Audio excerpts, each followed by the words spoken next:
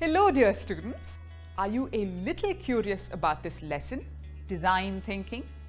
So let's get started. When someone says design, what is the first thing you imagine? Clothes, shoes, laptops, smartphones? Oh, now that has made me think about shops and malls. If you have also started dreaming, please come back. So, coming back to our question, has design only got to do with something you can see and hold? Is it only about how something looks? Is it only about beautiful things? If you imagine things that look beautiful, you are indeed right. But wait, you're only partially right.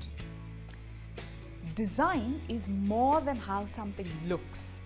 And surprise, surprise, it also applies to things you may not see and may not be able to touch. Are you thinking, how is that possible?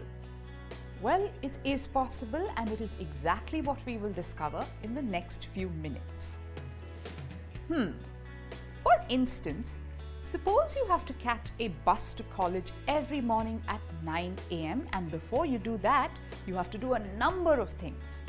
Exercise in the morning, take your dog out for a walk, that is if you have one, help your mother in the kitchen, and maybe go out to the market to buy milk.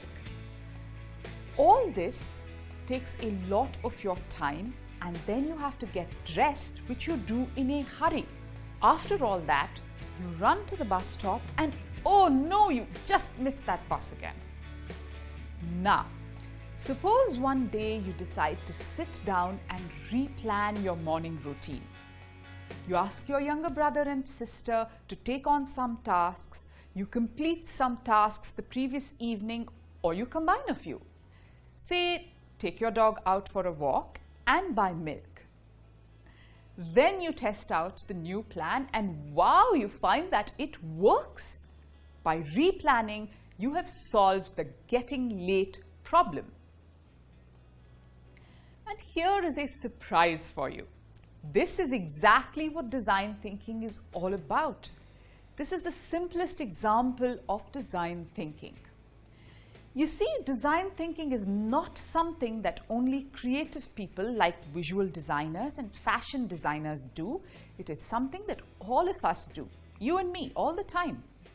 Only that we're not doing it as a formal process and we may not be aware we are doing it. Basically, when you analyze a problem and think of a solution, what you're doing is design thinking. Now that we have understood design thinking with a simple example, let us understand it as a subject to be studied, as a formal process to be applied. So let us look at what the subject of design thinking is and what it isn't. 1. Design thinking is a process that you can apply to solve problems that people face, or you can apply it to create something that people want or need. You can even apply it to redesign or improve a process. For example, a small car that is affordable to people who buy scooters. 2. Anyone can apply design thinking. Students, teachers, working professionals, businessmen, yes, anyone. For example, a hospital may design a system that gives appointments and sends follow-ups for patients. 3.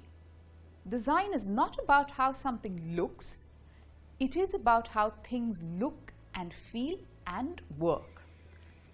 You can create new products by applying design thinking. You can also design new processes or redesign existing processes by applying design thinking.